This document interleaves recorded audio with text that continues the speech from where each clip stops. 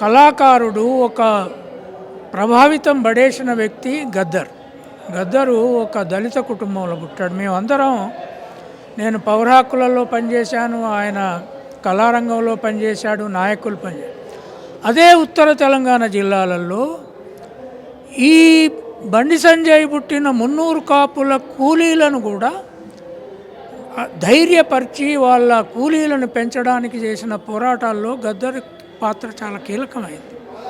మేము ఆనాడు చాలా ఎత్తున అధ్యయనాలు చేసి ఈ కూలీల జీవితాలను మార్చడానికి తీవ్రమైన ప్రయత్నాలు చేసినాం. మీకు రాజకీయంగా భిన్నత్వం ఉంటే అది వేరే విషయం, కానీ ఒక మంత్రిగా, ఒక కేంద్ర ప్రభుత్వంగా మీరు ఆయనను హంతకుడంటే, మీ పార్టీ అధ్యక్షుడు కిషన్ రెడ్డి కానీ ఇంకోరు కానీ దాన్ని తప్పని చెప్పలేదు, మీ కేంద్ర ప్రభుత్వము మాట్లాడలేదు. ఇది తెలంగాణ ప్రజలకే కాదు, దేశంలో ఆదివాసులకు, దళితులకు, బీసీలకు, ప్రజా పోరాటాలు మొత్తం కూలీలందరికీ కూడా ఇది పెద్ద అన్యాయం అని నేను భావిస్తున్నాను. దీన్ని ప్రజలంతా గమనించాలి.